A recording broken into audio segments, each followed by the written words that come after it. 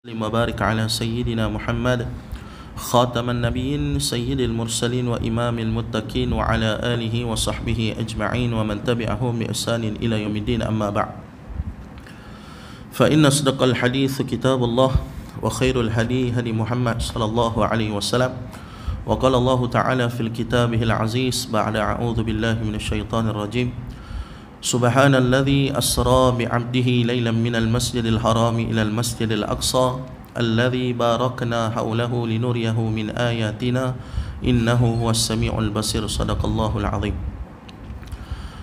Alhamdulillah, tuan-tuan, kita merafakkan setinggi-tinggi kesyukuran kehadirat Allah Subhanahu wa taala dengan keizinan daripada Allah sama-sama dapat kita jumpa pada pagi ni. Pagi ni kita tangguh sat kitab kita, kitab bacaan 40 hadis.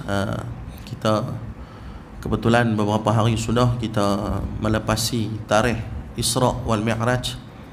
Isra' ni berjalan, Mi'raj naik ke Sidratul Muntaha. Yang mana dalam peristiwa Isra' wal Mi'raj ni semua orang tahu. Kalau pagi ni saya tak mai, tiba-tiba tak jadi mai ke apa ke. Kalau tiba-tiba ada satu orang yang kena, dah ustaz tak mai, tolong suruh ganti ya. Kan? Pilih budak-budak ni pun, mereka ni pun boleh main ceramah dah Isra' Mi'raj. Pasal duk dengar selalu dah, kan? Dengar selalu ayat Quran tu pun dah duk dengar lah. Subhanallazi asra bi'abdihi tu kira duk dengar ustaz-ustaz sebut selalu, kira boleh duk hampai lah.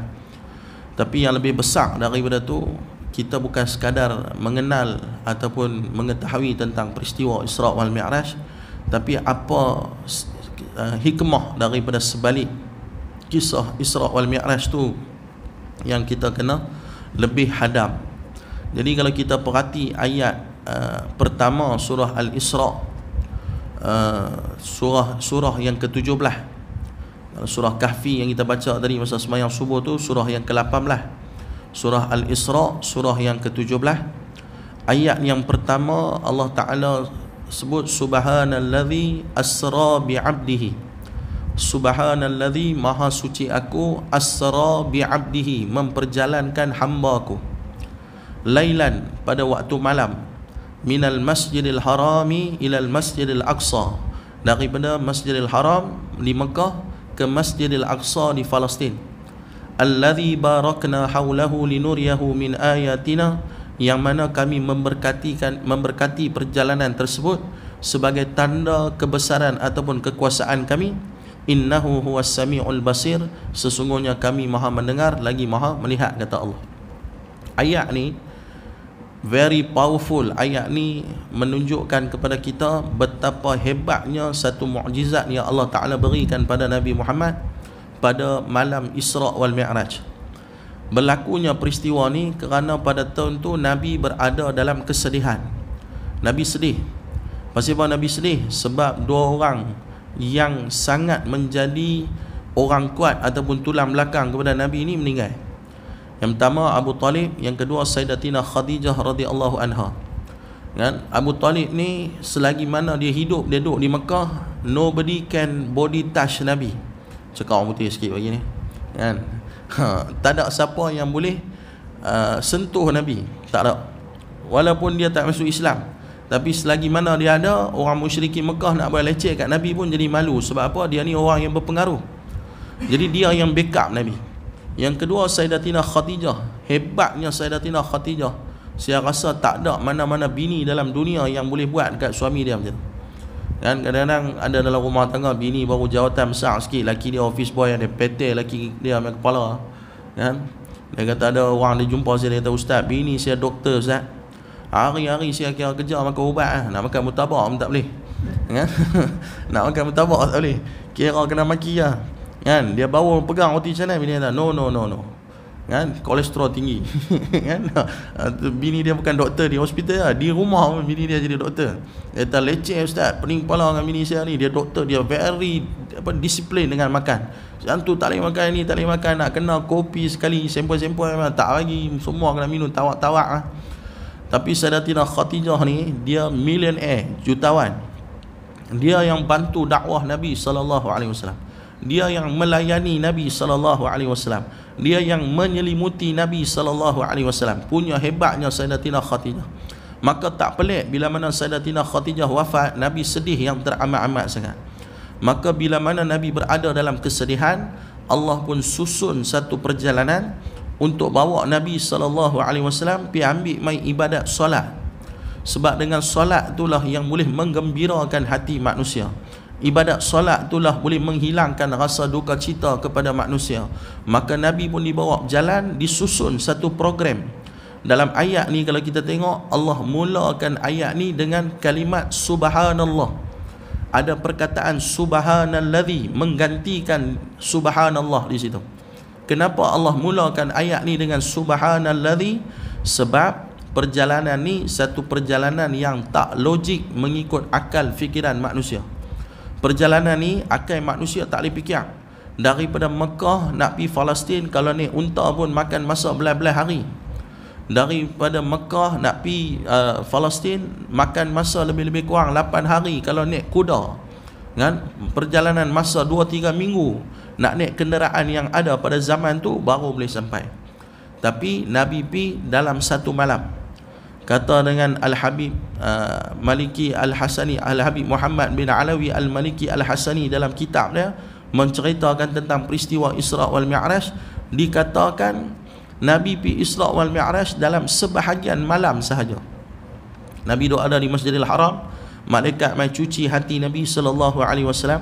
Bukan mai cuci itu sebab kotor, tapi sebab nak menambahkan kerahmatan Allah Subhanahu wa taala, nak menambahkan kemuliaan Allah Subhanahu wa taala. Kan? Dicucinya jantung Nabi, kemudian Nabi dibawa pergi ke Palestin, Al-Aqsa, kemudian Nabi naik sampai ke Sidratul Muntaha dan Nabi patah balik ke Mekah. Kata dengan sebahagian ulama, peristiwa itu hanya berlaku dalam sekitar 1 jam. Ada yang kata dalam 2-3 jam. Dan makna kata berlaku satu perjalanan yang panjang mengambil masa yang pendek. Pasal apa? Sebab di depan tadi itu ada kalimat subhanallah ataupun kalimat subhanalladzi. Apa maksud subhanalladzi? Maha suci aku, kata Allah, ataupun merujuk kepada subhanallah, maha suci Allah. Pasal apa Allah mulakan peristiwa ni dengan kalimat subhanalladzi? Sebab Allah nak bagi tahu kat kita, maha suci aku. Apa makna maha suci? Maha suci daripada kekurangan, maha suci daripada kelemahan, maha suci daripada ketidakupayaan, maha suci daripada kecacatan. Allah maha sempurna. Kita boleh dengar, tapi dengar kita takat ni lah. Takat mana mikrofon ni sampai rumah siapa, takat tu ialah dia dengar. Tapi dia tak mampu dengar selebih daripada apa yang sekadar Allah Ta'ala tentukan pada dia. Dia boleh melihat, takat apa yang ada dalam ni boleh lihat. Belakang ni ada siapa kita tak tahu, kita tak nampak. Penglihatan kita ada kekurangan, ada kelemahan. Tapi Allah sebut dalam ayat ni, innahu huwas sami'ul basir. Allah maha mendengar dan Allah maha melihat. Penglihatan Allah tidak ada batasan, pendengaran Allah tidak ada batasan. Kan? Yang tu yang menggambarkan bahawa Allah tak sama dengan makhluk. Kan? Kita dengar, kita lihat, tapi lihat kita keterbatasan, kita lemah. Sedangkan Allah tidak lemah. Maka kalimat subhanalladzi itu nak abad kat kita, kalaulah Allah yang tidak ada kekurangan, Allah yang tak ada kecacatan, Allah yang tak ada kelemahan, kalau Allah tu campur tangan dalam urusan kehidupan manusia, maka satu benda yang pelik akan jadi tak pelik. Yang itulah nak menguatkan keimanan kita. Allah campur tangan dalam urusan kehidupan Nabi. Malam tu Nabi berjalan dalam jangka waktu yang sepatutnya lama, tapi menjadi jangka waktu yang singkat. Kerana apa? Adanya campur tangan daripada Allah Subhanahu wa ta'ala. Program ni bukan Nabi pergi berjalan. Program ni disusun oleh Allah Subhanahu wa ta'ala. Maka pelajaran yang pertama lagi, awal-awal kita borang pelajaran kan, pagi-pagi lah tunggu ujung lah nanti leceh kan, borang siap-siap kan. Pelajaran yang pertama, peristiwa ni nak suruh kita memperkuatkan akidah kita, nak memperkuatkan keimanan kita kepada Allah kan, nak suruh kita betul-betul beriman kepada Allah Subhanahu wa ta'ala, bahawasanya keimanan ni adalah satu benda yang susah dicapai dengan logik akal fikiran. Masa tu akal tak boleh fikir.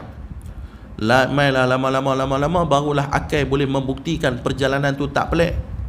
Dan dah lama baru akal boleh terima bahawa perjalanan tu bukanlah satu perjalanan yang pelik. Kalau dulu kita nak pergi Mekah pun ambil masa bulan-bulan, lah ni pergi 8 jam Tak mustahil sekian hari pergi 4 jam kan? Jadi tak pelik dari sudut akal fikiran manusia setelah lama, tapi Nabi pada waktu tu telah diberi mukjizat untuk buat satu benda yang pelik dari sudut adat, yang pelik dari sudut akal fikiran. Maka sebab tu pelajaran yang pertama, kalaulah dalam urusan kehidupan kita ada campur tangan daripada Allah, maka Allah hidup kita ni jadi mudah. Kalau Allah yang masuk campur tangan dalam urusan kehidupan kita, yang miskin boleh jadi kaya, yang kaya boleh jadi papa kedana kan? Yang sihat boleh sakit, yang sakit boleh jadi sihat. Tak pelik, sebab Allah Ta'ala yang mengurus atur kehidupan. Jadi yang pertama tuan-tuan, kita dalam hidup ni kena dekat diri dengan Allah, kena usaha untuk jadi orang yang dimuliakan oleh Allah, supaya Allah masuk campur tangan dalam urusan kehidupan kita. Yang kedua, ada perkataan asra. Subhanalladzi asra bi'abdihi, maha suci aku yang memperjalankan. Bukan Nabi pergi berjalan, Nabi dibawa berjalan kan? Tuan-tuan pergi berjalan, tuan-tuan pagi-pagi ambil barang-barang semua bawa dalam kereta, tuan-tuan yang bawa kereta, tuan-tuan yang duk fikir tak mana nak berhenti sembahyang subuh, tuan-tuan fikir tak mana nak sarapan pagi, yang tu kita pergi berjalan.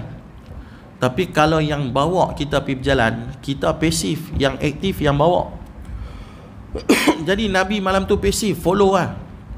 Yang bawa tu Allah Ta'ala.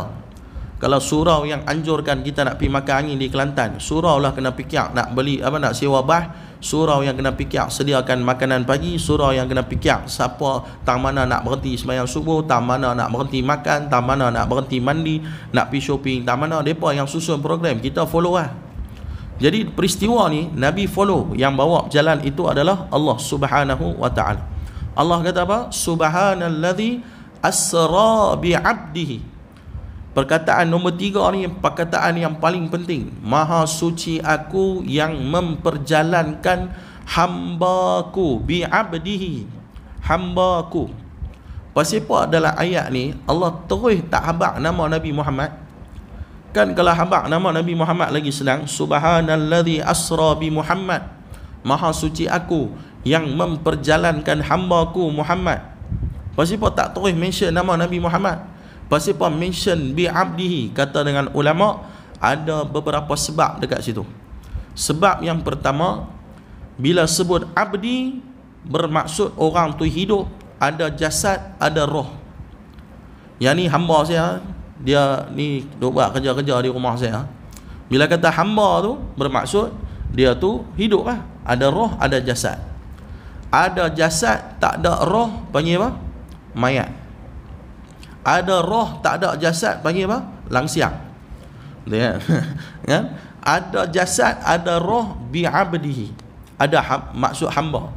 Jadi kenapa digunakan perkataan abdi? Sebab nak bagi mesej yang jelas dekat kita bahawa perjalanan Nabi pada malam tu adalah berjalan dengan roh dan juga jasad. Bukan hanya perjalanan roh. Ada orang kata tak, Muhammad dia tidur kat Mekah, roh dia yang pergi. Roh dia yang naik burak daripada Mekah pergi Al-Aqsa, lepas tu naik pergi sampai Sidratul Muntaha. Dia tak pergi pun, badan dia tinggal di Mekah. Tak betul. Ayat ni membuktikan kat kita bahawa perjalanan Nabi SAW adalah dengan roh dan juga jasad Nabi SAW. Macam mana saya seketui tak saya keluar dari rumah saya, daripada Penang tu main sampai sini. Saya main sini dengan roh dan jasad saya. Macam itulah Nabi pun dengan roh dan jasad Nabi pergi Masjidil Aqsa. Cuma saya main dengan BRV, Nabi pergi dengan burak lah kan? Nabi merentasi perjalanan yang lebih panjang, yang kita tak mampu, tak boleh fikir dengan kepala otak kita kan? Itu perjalanan Nabi SAW. Sebab pertama kenapa Allah Ta'ala guna perkataan abdi dekat situ. Sebab yang kedua, kenapa digunakan perkataan abdi? Sebab pada malam tu lagi Nabi Muhammad telah diiktiraf sebagai hamba Allah. Kita ni masa duk hidup ni tak diiktiraf lagi sebagai hamba Allah. Kita ni yang duk hidup lani-lani ni, kita mengakulah hamba Allah kan? Kira baguslah mengaku tu pun dah bagus dah, kena mengakulah kan. Tapi betul-betulnya kita punya level ni kalau ikutkan makhluk Allah kan? Belum hamba Allah ni. Tapi Nabi Muhammad pelik. Nabi Muhammad masa dia hidup lagi tu, Allah dah iktiraf dia tu sebagai hamba dia. Kan? Allah kata malam ni subhanallazi asra bi 'abdihi, maha suci aku yang memperjalankan hamba-Ku. Di situ Allah dah mention Nabi Muhammad ni hamba Allah. Allah iktiraf Nabi Muhammad tu sebagai hamba Allah.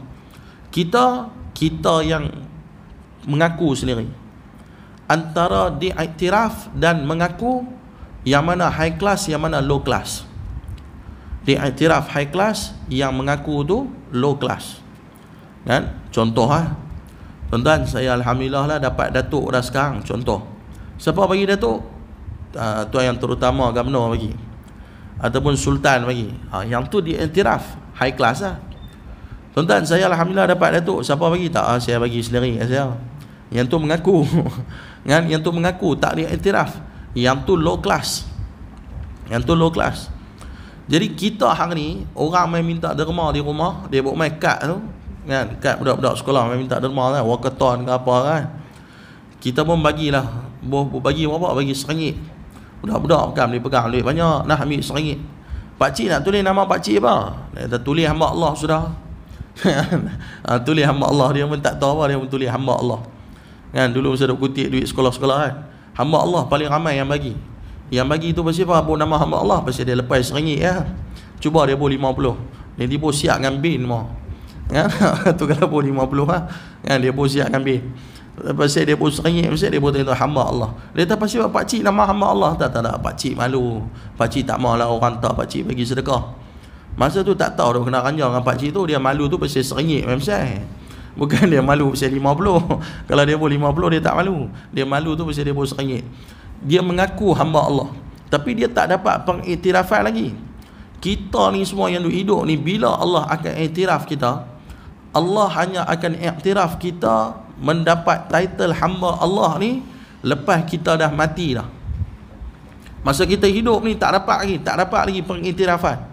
Pasal apa Nabi masa hidup dah dapat pengiktirafan, kita masa hidup tak dapat lagi pengiktirafan? Sebab Nabi sentiasa berada atas ihdinas siratal mustaqim. Nabi sentiasa ada atas jalan yang lurus. Sedangkan kita ni jalan kona-kona, bengkok banyak. Kan, saya okey, saya tak okey. Saya main mijik, saya karaoke. Kan? Kita ada hari okey, ada hari kona. Kan, sekali lagi kita mainlah dengar atas program subuh seramai Jumaat, kita pun sampai. Kan, habis-habis subuh duduk kedai kopi mengata pasal orang. Kan, mengata je tu, mengata je ni. Jadi kita ni ada hari okey, ada hari tak okey. Ada hari elok, ada hari tak elok. Ada hari kita boleh terkeluar daripada jalan yang lurus. Jadi bila mana kita duk lalui kehidupan kita, apa yang kita kena buat? Kita kena banyak muhasabah diri, nak perbetul kesilapan kita. Kita banyak kena mujahadah, lawan dengan nafsu kita. Kita kena banyak lawan diri kita untuk buat banyak amal kebaikan, ketaatan. Sampailah kalau kita mati dalam keadaan mutmainnah. Kita buka dalam Quran, Allah Ta'ala suruh kan, ya ayyatuhan nafsul mutmainnah, wahai jiwa yang tenang. Dia mati husnul khatimah, dia mati dalam keadaan hidup pulun banyak buat amal ibadat dan padam keburukannya. Dia mati waktu tu husnul khatimah, Allah sahut dia, ya ayyatuhan nafsul mutmainnah, wahai jiwa yang tenang, irji'i ila rabbiki radiyatan mardiyah, baliklah ke aku dalam keadaan aku redha dan kamu redha dengan aku. Fadkhuli fi ibadi wadkhuli jannati. Waktu tu Allah iktiraf apa? Fadkhuli fi ibadi, masuklah kamu sebagai hamba-Ku. Wadkhuli jannati, waktu tu dapatlah syurga aku. Kan? Waktu tu baru Allah iktiraf kita sebagai hamba dia. Masa duk hidup ni tak iktiraf lagi, sebab kita duk kona gelong ni. Jadi bila kita mati, barulah waktu tu orang yang mati dalam keadaan husnul khatimah barulah akan dapat balasan ataupun ganjaran ataupun diiktiraf oleh Allah sebagai hamba Allah Subhanahu wa taala. Sebab tu pelajaran yang kedua pagi ni adalah yang pertama tadi, kita dekat diri dengan Allah supaya ada campur tangan daripada Allah. Yang kedua, pelajaran ni apa? Kita kena letak satu cita-cita bahawasanya satu hari kita nak Allah Ta'ala iktiraf kita sebagai hamba Allah. Sebab hari kiamat ni, salah satu daripada nama hari kiamat adalah Yaumul Hasar, hari penyesalan. Hari di mana manusia akan bangkit menyesal. Kan? Kalau kita pernah capai apa saja cita-cita kita atas dunia ni, kan, daripada kecil pergi sekolah, cikgu ditanya, cita-cita kamu apa? Masa darjah 1 nak jadi bomba, darjah 2 nak jadi polis, darjah 3 nak jadi JKR. Kan? Macam-macam cita-cita ni ada. Pergi tanya kata-kata siapa pun budak-budak, semua nak jadi doktor masa kecil. Kan? Mai besar jadi macam-macam lah. Ada yang jadi doktor, ada yang jadi engineer, ada yang meniaga, ada macam-macam. Macam-macam cita-cita.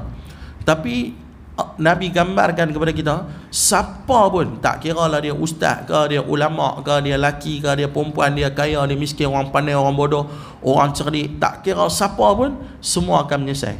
Sehingga digambarkan kepada kita, orang yang banyak ibadat pun bila bangkit di depan Allah nanti, dia akan menyelesai kak. Dia akan tengok, loh dulu aku rajin sembahyang subuh lah, awak lah aku tak buat sembahyang sunat, kau boleh lah. Kalau aku pergi tambah sembahyang sunat tu kan lagi bagus. Loh aku dah sembahyang sunat lah, awak lah aku tak buat tahajud hari. Pasal apa? Begitu banyaknya ganjaran yang Allah Ta'ala nak bagi. Jadi apa saja cita-cita, manusia tu akan menyelesai di negeri akhirat. Kan? Sebab apa? Sebab sama ada dia langsung tak ada, ataupun dia ada tak cukup, ataupun dia ada tu tak cukup banyak untuk dapat nikmat yang lebih banyak. Tapi sekurang-kurangnya kita kena letak dalam hidup kita, satu hari kita nak jadi hamba Allah. Maka cita-cita kita tu akan mendorong segala kerja buat kita untuk capai cita-cita. Kan? Apa saja kita duk ada tang mana sekalipun, kita kena letak dalam hati kita, ya Allah, satu hari aku nak dapat title hamba Allah yang bukan aku mengaku, tapi engkau iktiraf kepada aku. Ya Allah, kau bagilah segala sarana, segala apa yang boleh aku buat, supaya satu hari nanti aku akan jadi hamba-Mu yang akan diiktiraf, wa dakhuli jannati, yang akan dapat syurga-Mu ya Allah. Yang tu kerja buat kita. Maka orang yang nak jadi hamba Allah, dia kena tengok perkataan yang seterusnya. Perkataan yang seterusnya apa? Subhanalladzi asra bi'abdihi lailan, pada waktu malam. Kan? Maha suci Allah yang memperjalankan Nabi Muhammad, hamba dia Nabi Muhammad, lailan, pada waktu malam. Kenapa Nabi dibawa jalan malam? Kalau Nabi dibawa jalan siang, pukul 9 pagi, setting burak mai, angkat Nabi depan Abu Jahal, Abu Lahab, saya ingat mereka pun masuk Islam apa. Kan? Dia tengok tu dia burak mai. Tahu tak? Nabi balik pada Isra Mi'raj, Abu Jahal lah orang pertama yang buat ceramah Isra Mi'raj. Cuma tak ada banner lah.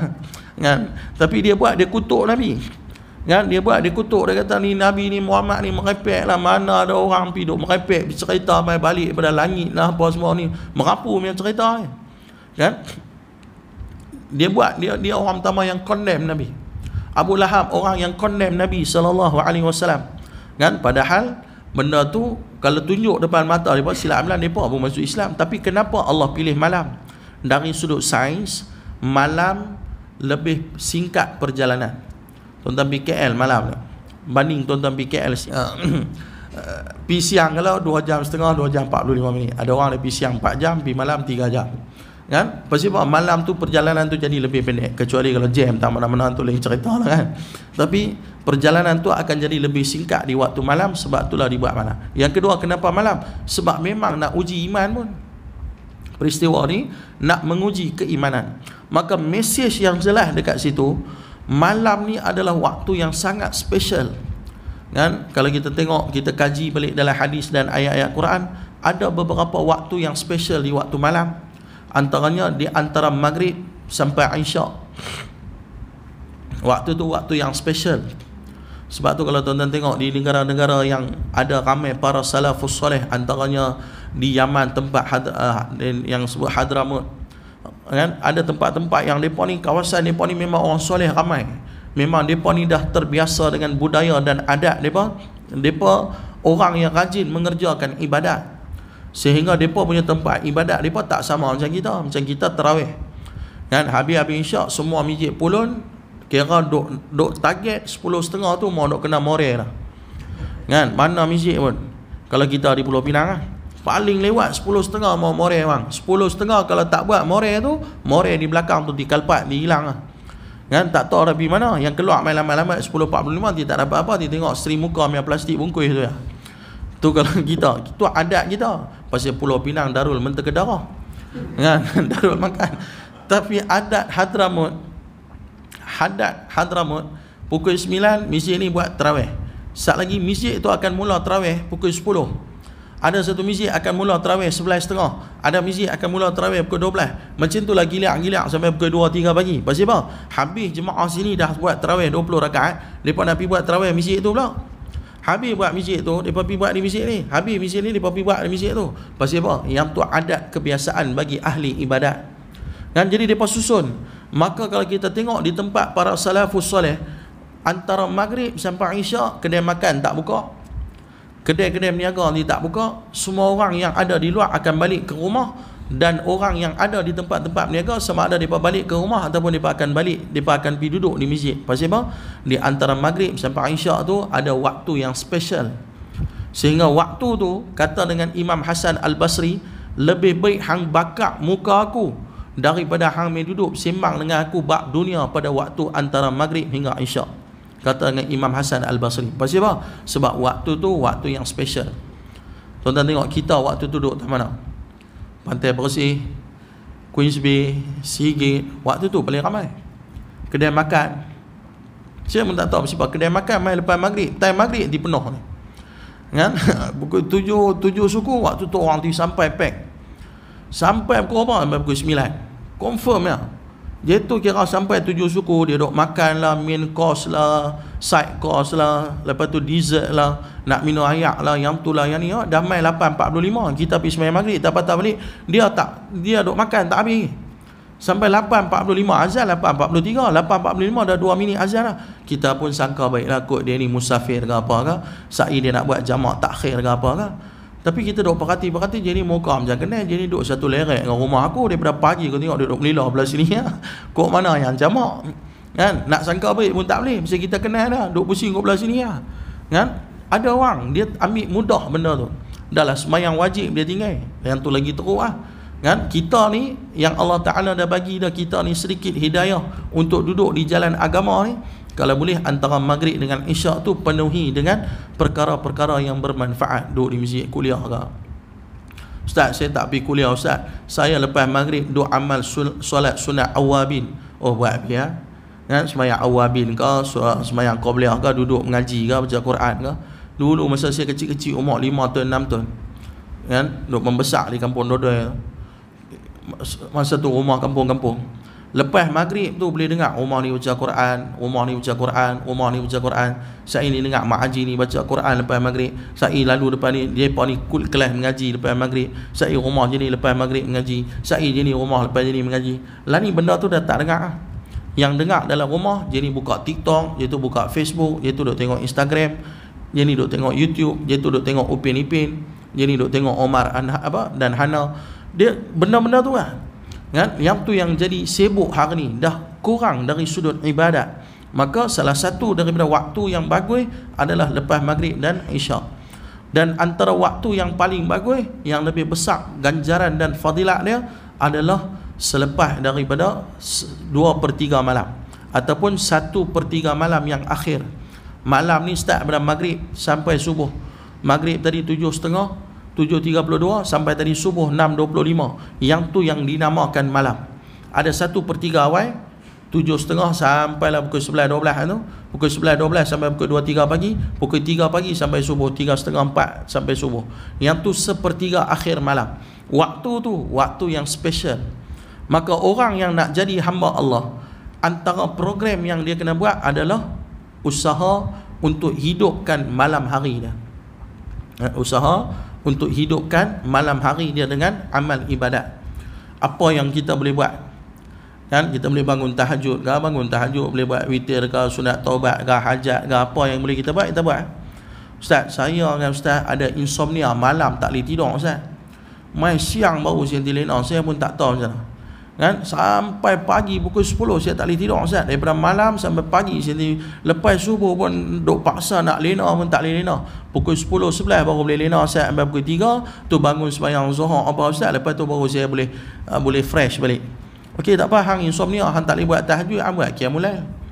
Sebab dalam mazhab kita, mazhab Syafi'i, kalau nak buat tahajud lepas isyak kena tidur tu. Kan, lepas isyak tidur Ustaz. Tidur pukul 10, tidur pukul 11, bangun pukul 3 4 pagi. Lepas tu buatlah tahajud kan. Tapi dah dia kata dia insomnia malam tak boleh tidur, hang tak payah tidur. lepas isyak tu hang tiba terus qiyamul lail sampai pagi. Dia kata agak-agak ustaz, takkan nak tiba sampai pagi. Dah hang kata insomnia kan, tak lelena. Daripada tak lelena main TikTok, ada tak lelena layan mula baik hang buat tahajud lagi bagus. Buat qiyamul lail, hang menghidupkan pada malam hari dengan sembahyang-sembahyang sunat, menghidupkan malam hari dengan bacaan Al-Quran. Dia kata ustaz, yang tu ustaz pun tak boleh ustaz, saya duk makan ubat jantung ustaz. Saya kalau lepas isyak, kalau saya lena, saya nanti sedar pun agak-agak lagi setengah jam sebelum subuh. Oh, setengah jam sebelum subuh, waktu tu dipanggil dengan waktu sahur. Waktu afdal sahur 1 jam sebelum subuh. Waktu tu Allah Ta'ala paling suka kalau kita banyak istighfar pada Allah. Wal mustaghfirina bil ashar. Allah Ta'ala suka orang yang beristighfar pada waktu sahur. Jadi lagi 1 jam sebelum subuh, kalau tak larang nak bangun sembahyang, tak larang nak bangun apa, bangun 2 kali itu pejam mata, astaghfirullah, astaghfirullah, astaghfirullah, astaghfirullah. Yang tu pun jadi ya. Yang tu kira habis balok ya. Yang lagi balok, lepas tu di subuh dia tak sembahyang kan. Tapi bagi kita ni yang nak mendekatkan diri pada Allah, paling-paling malas tu bangun pada waktu subuh tu, kita beristighfar. Tak sempat dah nak sembahyang 2 rakaat pun tak sempat lah, terlewat lah. Bangun pada waktu tu kita banyak minta ampun kepada Allah Subhanahu wa ta'ala, kerana benda tu benda yang paling, antara benda yang paling dicintai oleh Allah Subhanahu wa ta'ala kan. Jadi peristiwa Isra' wal Mi'raj ni banyak peristiwa kan yang berlaku. Saya yakin ustaz-ustaz lain akan sentuh bab tu. Cuma yang kita nak sampai pagi ni dari sudut memahami ayat ni adalah kita kena usaha menjadi hamba Allah yang memperkukuhkan akidah kita untuk mendekatkan diri pada Allah, dan kita kena usaha untuk menghidupkan diri kita dengan amal ibadat kan. Kalau kita tengok dalam peristiwa Isra' wal Mi'raj, ayat ni pun Allah Ta'ala mention Nabi berjalan daripada masjid ke masjid, dan Nabi akan singgah ke semua masjid yang Nabi singgah. Pasal apa? Antara orang yang akan selamat di bawah naungan arash Allah adalah orang yang hati dia terikat kepada rumah Allah Subhanahu wa ta'ala kan. Sebab itulah ni dia buat subuh seramai Jumaat tu bagus kan, nak bagi biasa kan, nak biasakan satu amal kebaikan. Tak apalah nak pakai influencer ke apa ke, mampu lebih tak apa, tak ada masalah kan. Ada orang dia komen, dia kata taklah J2 mai tu pasal Jenny mai, kalau Jenny tak mai J2 pun tak mai. Tak apalah, mula-mula J2 mai pasal Jenny pun tak apa. Mudah-mudahan dengan yang tu dapat hidayah, nanti satu hari dia akan istiqamah dengan subuh kan. Satu benda yang baik tu kita sokong, hanya duk condemn kan. Kadang-kadang saya sedih tuan-tuan, pergi mengajak rata-rata masjid kan, sa'i masjid ni tak puas hati dengan J2, sa'i J2 tak puas hati dengan masjid ni, sa'i surau tak puas hati dengan masjid, sa'i masjid tak puas hati. Lagi parah, apa yang mereka tak puas hati tu duk pergi tibai dalam Facebook pula, duk pergi tulis dalam Facebook, hentam kawan tu hentam kawan ni. Yang tu satu benda yang tak sepatutnya berlaku kan. Sebab tu saya lepas kuliah ni banyak tempat dah yang saya cut untuk makan lepas kuliah kan. Saya cut untuk makan, bukan saya tak suka makan, saya pun kaki makan lah. Ambil lah nasi lemak aku tibai, ambil capati aku tibai kan, kita kaki makan lah. Tapi saya cut tu pasal apa? Ada kot 2-3 surau lah. Saya rasa 2 surau kot yang saya pergi kuliah malam yang saya makan lepas kuliah, termasuk kuliah subuh yang ni. Saya satu kuliah subuh yang saya makan lepas kuliah, surau ni. Tempat lain yang saya belah, saya pasal apa hari-hari macam-macam. Aku pun raplah kau, aku duduk simang hampa, aku lagi raplah kan. Habis kuliah dia kata, ustaz, Tok Imam ni ustaz tak boleh pakai macam Tok Imam kan. Kita jadi rimah kan. Aku nak telat pun tak boleh, keluar yang masa muka kat aku. Ada Tok Imam tu tiap kali habis kuliah dia main komplain kat saya pasal satu lagi Tok Imam. Dia kata, ustaz, Tok Imam nombor 2 ni tak boleh pakai ustaz, elang dia balik kerja pun dia pergi kerja, dia tak main, saya duk kena ganti. Ustaz tibai dia sikit boleh? Dalam kuliah dia suruh saya tibai. Bila saya masuk kuliah, dia dah habaq ada di luar masjid. Saya masuk kuliah, dia duduk tak belakang, dia tiba mata, dia tunjuk kata Tok Imam tu main kuliah saya. Saya tak sentuh pun yang tu masalah dalaman apa selesai lah hampa doang. Hang rasa hang elang tak cukup, elang dia lebih, hang minta lah sikit kat dia hang ganti dia. Hang buat calculation bahagi berapa waktu yang hang main ganti dia, hang minta lah kat dia, suruh lah dia bayar kat hang. Yang tu hampa selesai lah masalah hampa doang. Bawa lah masuk dalam mesyuarat, komplain lah kat pengurusi, biar pengurusi buat ruling. Dia hang komplain kat aku bukan boleh buat apa, aku bukan apa speaker masjid apa kan, yang dipertua masjid kan. Tak apalah, aku boleh buat ruling, aku tak boleh buat apa pun. Tak apa, kita tak tegur, kita buat bodoh, takkan nak marah dia pun tak gamak kan. Saya jadi kecil hati kat aku. Saya diam ya. Baik. Saya ceramah, saya buat lupa. Kan? Saya tak sentuh membaca bab tu. Keluar, dia boleh maki saya. Kata, ustaz, orang dah abang dah suruh tibai, ustaz tak mau tibai ni apa ustaz? Kerja ustaz kena berdakwah kepala hutang. Aku bukan dakwah untuk bagi pihak hang. Nampak tak? Tak sampai macam tu. Last sekali kita malas aku. Habis semayang isyak belah orang. Kan saya yang cari tak jumpa. Kan kadang-kadang berkongsi bagi tak maaf kongsi saya lah ni malam tak makan lah. Kan nampak badan pun kurang banyak ni. Malam saya tak makan pada saya pergi beratur tak mana-mana agak. Kan tapi tak mau serabut. Sebab ni terlampau banyak sangat, tak puas hati ni, benda ni tak puas hati. Kawan tu tengok kawan tu lebih sikit tak puas hati, duk fikir nak berjatuh kawan tu. Benda tu tak sepatutnya berlaku dalam rumah Allah, sebab orang yang beriman dia akan memakmurkan rumah Allah Subhanahu wa taala dan dia akan dekat diri dengan Allah Subhanahu wa taala. Jadi tuan-tuan yang dirahmati Allah, mudah-mudahan kita ambil manfaat dengan perkongsian Isra wal Mi'raj pagi ni. Yang paling penting nak memperkukuhkan keimanan kita. Yang kedua penting adalah hamba Allah yang diiktiraf kepada Nabi itu, kita kena dapat gelaran tu ketika mana Allah cabut nyawa kita nanti satu hari. Mudah-mudahan kita mati dalam keadaan husnul khatimah dan mendapat keampunan daripada Allah dan mendapat title hamba Allah dan akan dimasukkan dalam syurga Allah Subhanahu wa taala. Mudah-mudahan kita ambil manfaat yang baik daripada Allah. Kelemahan kekurangan pada diri saya sendiri mohon ampun dan maaf. Kita baca doa sikit. A'udzubillahi samil alim minasyaitanir rajim. Bismillahirrahmanirrahim. Alhamdulillahirabbil alamin wassalatu wassalamu ala asyrafil anbiya'i wal mursalin wa ala alihi wa sahbihi ajma'in. Allahumma inna nas'aluka salamatan fid din wa afiyatan fil jasad wa ziyadatan fil ilmi wa barakatan fil rizqi wa taubatan qabla al maut wa rahmatan 'inda al maut wa maghfiratan ba'da الموت.